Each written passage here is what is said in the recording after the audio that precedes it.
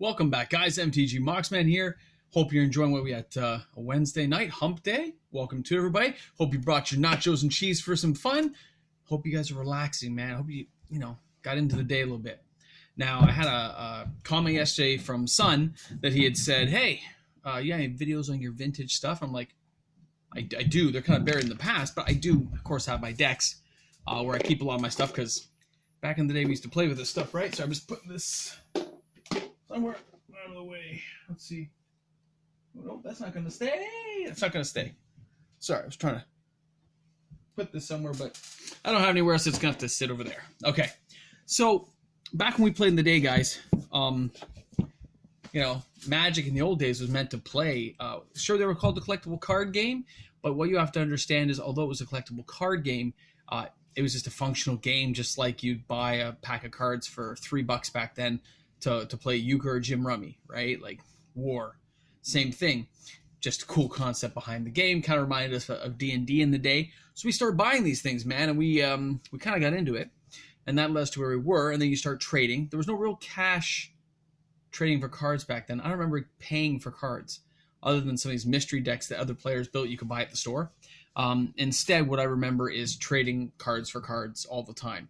And you waited for there was a magazine called the Scry magazine or the Inquest magazine. They came out once a month or every other month or kind of parallel to each other. And they kind of gave the adjustments and prices, and then you'd value your cards against that. And that's how you would buy things. It wasn't nearly the Magic economy we know it today. It hasn't grown to that level. So what I'll do is I'm going to show you what I call my good deck, which is inside my Army of Darkness case, which was custom made by somebody, an artist here in Toronto who does this kind of thing for people. Yeah, it costs money, but it is unique, right? So we'll start there. For those who haven't seen this before, and I do have old videos on this. I do have hundreds of videos now, guys, which would take a long time to go back and find them all. But you could if you're new to subscribing and you hit the subscribe button, just go down the list. You'll find stuff. So there's a button in the back. Push the button. It lifts up the case. Then you see the chainsaw from Army of Darkness, as well as a push button back here, which is on my dice. I even made sure I put one of the Throne of Eldraine dice in here because I love the look of these dice. And now I just made it so it doesn't fit. It's horrible, but that's okay. I'm gonna put that bad boy back in there. So, what we have in here. Some cards I removed at some point. Somebody made me some elk overlay things before our cards became banned. A few of my little pausables. Okay, back here. What we got back here? Hold on. I got a lot of cards here. Hold on. My good deck is here. I call it the good deck, but it needs some definite updating because I played it up North Games and it got spanked. Here. Oh. I guess here is some packs of Throne of Eldraine that I bought to open. Bear with me. I'm checking them out. Like I got Murderous Rider. Acclaimed guy. Yeah, I mean, there's worse cards. I didn't even know it was in there. I kind of forgot it was there. I'm going to put that there. Okay, now let's get to the old stuff, as they would say. The older cards here are anything I thought, which I fell in love with Planeswalkers when they came out, would help me win the game quickly, but still be fun. We do, when we played, yes, we wanted to win, but it was all about combinations, not instant kill decks. You have to understand that when you're looking at my deck going, huh? We don't play to win on turn 1, turn 2. Anyone can do that with decks like ours. I can put a channel in there. I can put stuff in to make me instantly win. Like I do have a Time Vault Voltaic Key, but that's a 2 combo that takes a little bit to get to. And if we all agree we're not going to play with it, we all take it out of our decks generally. But if I'm playing against speed decks, yeah, I'm putting killer combos like that in so I can just knock you out of the game. So be warned. All right, so Garruk Wildspeaker. Come on, he makes creatures, he blocks the untapped land. Beta, what was this one? Sapphire. Most of my cards are older, but we play with them, right? So most are in played condition. Tropical, Volcanic, and these are all, I don't think I have all my lands, I double sleeve them, but all my lands are going to be in played condition probably, lightly played for some, heavily played for others, and they're all revised. All my dual lands are revised. I don't have any of the unlimiteds, okay? Mox Amber, and you guys know why that's in there. Candelabra of Thomas. Now, I think my Candelabra, if I recall, is in light play condition. It is in very good shape. Now, I do have decks with proxies. This is not one of them. This is my good deck. All these cards are real. Tolarian Academy. Oop, upside down, but we have Plateau. Legends version of Sylvan Library. Whoa. Okay, I'm not going to be flipping these back and forth all day. Badlands. If they're upside down, I'm just going to fix them as we go, okay? Sensei's Divining Top. Okay. Time Walk. One of my all-time favorite cards, not just for the artwork, because Amy Weber rocks. And she's out there, man.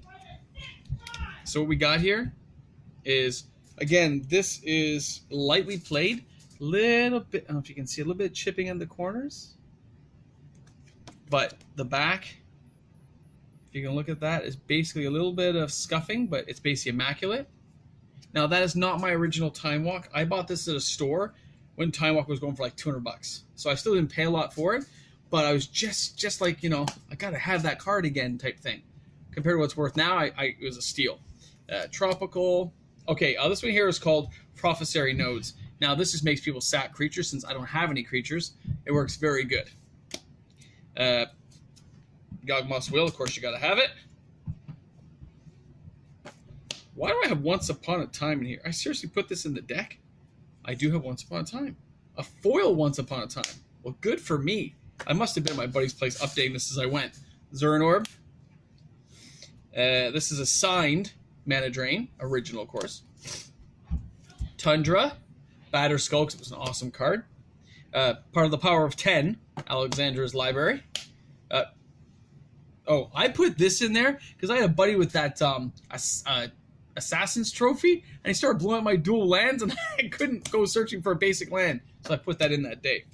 All right, my Chaos Orb. My Lotus. My Lotus is beat to you know what, but I'm going to show it to you. So it's signed, Christopher Rush. When we look at that back, you're going to see the damage, see the crease line from the play, see the water damage from wherever we spilt on it back then. This thing's had some serious loving, man. But guess what? It's still a Lotus, right, people? Still a Lotus. So it's still awesome. And by the way, no matter where you play, if you here's an unlimited. I have an unlimited Soul Ring. Anywhere you play with old cards like this, guys, you're gonna have people watching, and that is kind of cool to have people watching you and knowing you're not playing with some fake cards or something, right? It's kind of cool. Narset, because come on, you gotta have one. Tormod's Crypt, because that is a game ender for a lot of decks. Badlands, Mox Pearl. Gotta have a Chaos Orb. I did have a beta that I sold, but I got a few $1,000s for it. Garruk, the cursed guy. I just put it in. It was for fun. This deck needs an overwork, like I said. Volcanic, Voltaic Key, good old Time Twister. As you guys know, my Alpha Time Twister sold. Oh, I do have an unlimited Tutor. It's really badly beaten up. I'll show you back here. Hold on. It's bad. It's heavily played, almost damaged. Right?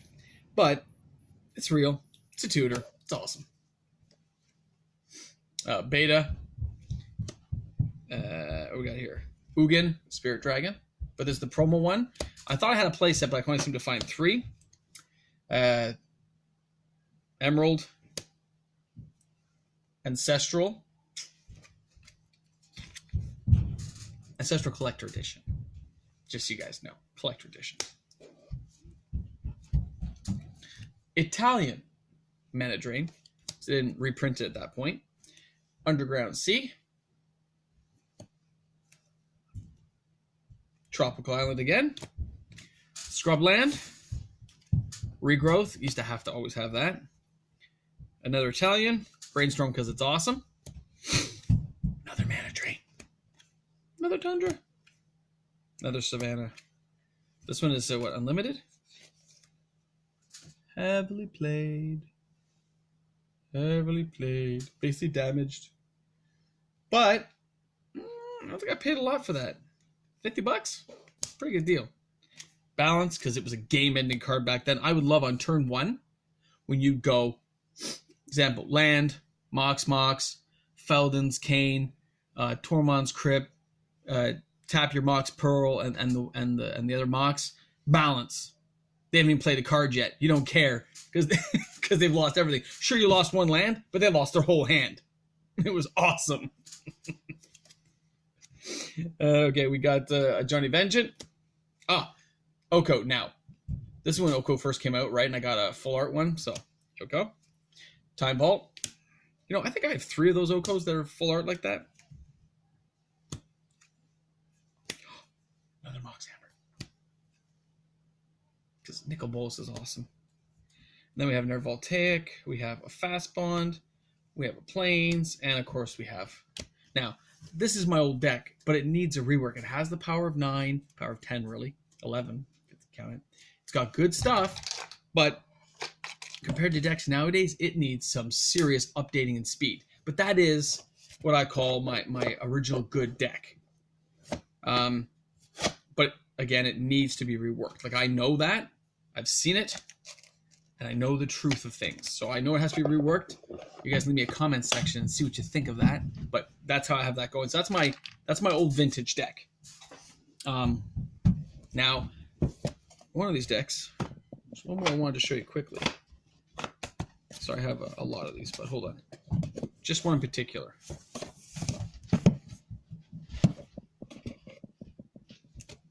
Is this one? So this one was called a secondary deck. This is just some fun stuff we used to play with. It did have some proxies. You'll notice the little piece of paper there. That states it was a proxy, so we would know. So, but I want to go over something here. Hold on. Forget the proxy. Guys, collector editions in there. Like, collector editions aren't cheap anymore. So this was a Planeswalker deck. It had Elspeth, but let me just get, like, had some real scrub lands without, you know, I know it's a real one. Fake, Karn, Ileana, real Badlands, fake Mox, fake, Garrick and Art Johnny, Wheel of Fortune, man. Real, some dual lands. Oh, look.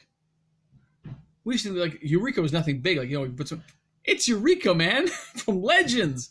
These are expensive cards. Anyway, the whole point is, hold on, let me get to it. Like, I put Mox Opals in there. Fake. I keep this card and a Ruby one because I got ripped off. Old world fakes, man. I was a teenager. It was stupid. Now, Time Walk. I have a few of these. These are collector edition that have been trimmed. I think I got them for $30 or something, but they're real. They're considered, what, damaged now? But they're still real, guys. That's the scary part. It's real. Hold on. Where's my point? There's the... That's a fake. Collector edition. This will be trim the edges to look like an alpha. Badly done, but still real, so I wanted it. Okay. This is a collector edition Black Lotus.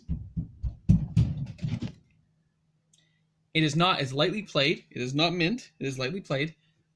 But even this is like $3,000 now. I didn't have this sleeved up till, like, you know, a year and a half ago. I know. But you didn't know, right? Like, it's just stuff I don't look at all the time. I have boxes of decks that I never touch, guys. They just sit there. Years can go by before I look at them sometimes. So now I'm always kind of careful. I try to, you know, look at my old videos. I try to suss this stuff out. Hold on. Make sure I put it away properly. So, you know, just one of those things. But anyway, I don't like the way this is, like, sounding as I'm doing this. Hold on. It's weird. Hold on.